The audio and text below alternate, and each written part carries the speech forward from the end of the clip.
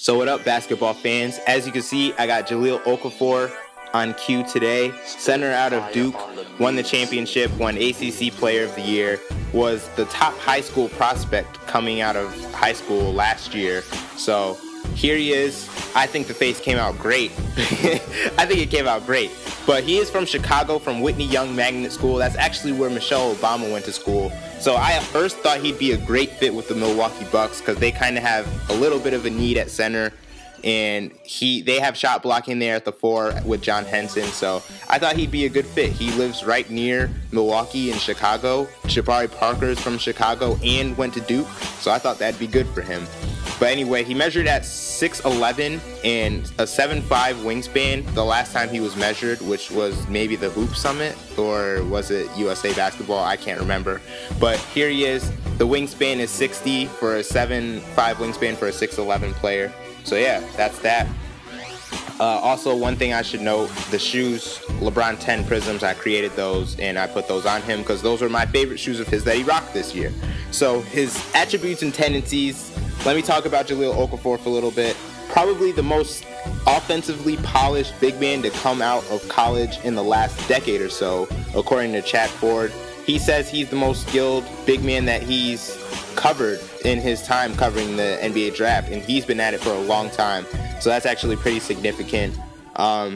He's got the whole package offensively in the post, and yeah, that's all I have to say about that. He demanded a double team every time in college, but he has a couple weaknesses. Free throw shooting was really bad, as you saw in the tournament, and he kind of struggles defending and with effort sometimes. So that's hurt his draft stock a little bit.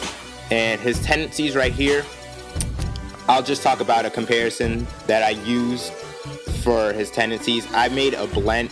I did the tendencies as like a blend of Al Jefferson, Tim Duncan, and DeMarcus Cousins. So I thought that worked out pretty well. And here's his signature right here. So his signature, I did look at his actual jump shot, and it's pretty smooth. And I think in a few years in the league, he'll be able to develop that jump shot. You know, he doesn't have it consistently for mid-range right now, but in a couple of years down the road, it'll be nice. I think it'll look good for him. So yeah, that's that. Now let me just talk about his badges now too. So like I said, he's very skilled offensively, but I am very strict with badges when it comes to rookies. So he has 8. Drop stepper, post spin technician, and what did I say? Post drop step are all silver. So that's his calling card in the post. So he's just a beast. He's unstoppable in the post this year in college. And he's only a freshman. So that's very tantalizing for a team, but it's hard to build around a guy who can't really protect the rim, but is a force in the paint. That's not really the guy you want to build around. So Karl Anthony Towns right now is the favorite to go number 1.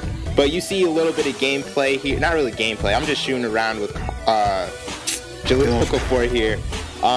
So you see him in the Duke colors, so that's cool. Yeah, so one place I think he could end up going to is New York, although their defense would suffer immensely. Also, if the Timberwolves, if they did something with Pekovic, if they decide to trade him because he's been dealing with nagging injuries, and they started Gorgie Dang at the 4, I also think that'd be very interesting. The Lakers, I don't think he's going to the Lakers because Julius Randle doesn't protect the rim either, and most of his offensive game relies on him being in the paint. So yeah, I don't think he's going to be a Laker either. So anyway, guys, he is going to be a top 4 pick this year. Be sure to copy his stats and everything in there, and I'll catch you guys later. Peace.